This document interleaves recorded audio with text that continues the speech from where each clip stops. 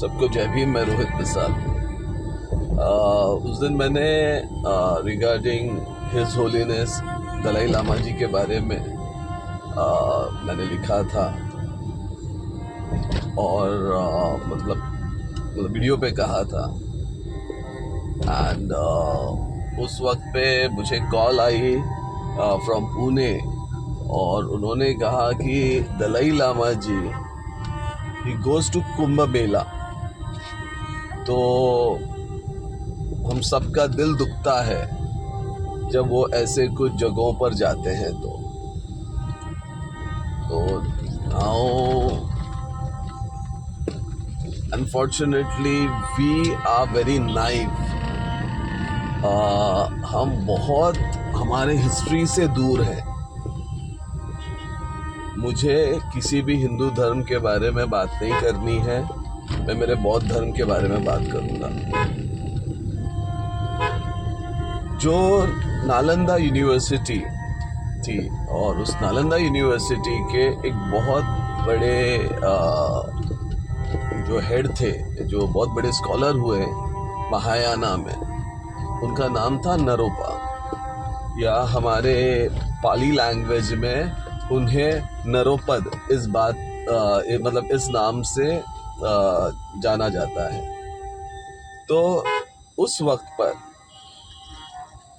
दक्षिणी नाउ इसके बारे में मेटाफोरिक बहुत सारे अलग अलग बुद्ध स्क्रिप्चर्स में कहा गया है।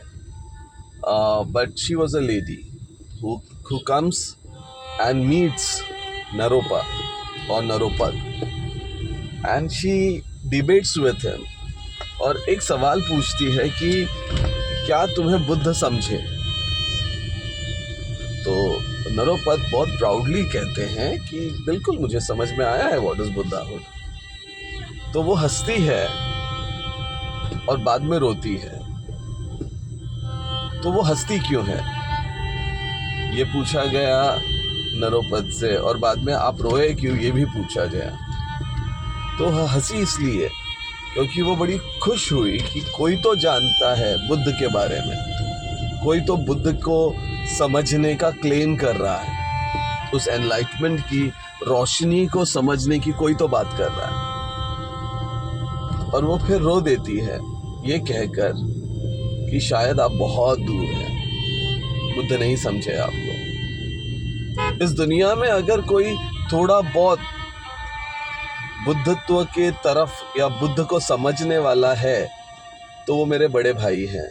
उनका नाम है मिलरेपा। मिलरेपा उस वक्त पर हिमालय की चोटियों में रहते थे, जो आज तिब्बत के बहुत बड़े महागुरु हैं, योगी गुरु हैं। He is from Mahayana Buddhism, again Mahayana school के हैं। तो नरोपद को ये बात का एहसास हुआ कि I am totally illiterate about Buddhism and Buddhahood. तो उन्होंने खुद नालंदा के जो वो हेड थे वहाँ पर उन्होंने रेजिग्नेशन दी और सारे डिसाइपल्स को कहा कि मैं बुद्धत्व समझ आऊँगा, मैं एनलाइटमेंट की तरफ जाऊँगा और फिर मैं लौट आऊँगा। और कहते हैं कि उनको मिलरेपा को मिलने के लिए, मिलरेपा के पास पहुंचने के लिए, उनको ढूंढ के निकालने के लिए 12 साल लगे। वो 12 साल तक उन्हें दिन रात ढूंढ रहे थे, भूखे प्यासे, तूफानों में, बारिश में वो मिलरेपा को ढूंढते रहे। और उनको मिलने के बाद जब उनको शिष्यवृत्ति मिली तो उनको एनलाइटमेंट मिलने के लिए, बुद्धत्व समझने के लिए और बुद्ध बनने के लिए उनको 12 साल लगे। इसीलिए कुंभ मेला हमारे में हर 12 साल के बाद आता है।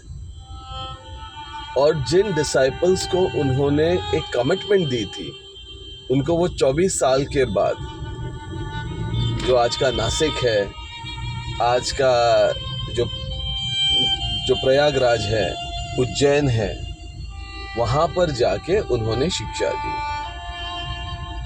इसीलिए कुंभ बौद्ध धर्म में उसे गर्भ कहते हैं। कुंभ जो गर्भ से बाहर आ रहा है, अज्ञानता के गर्भ से जो बाहर आ रहा है, उसे कुंभ कहते हैं।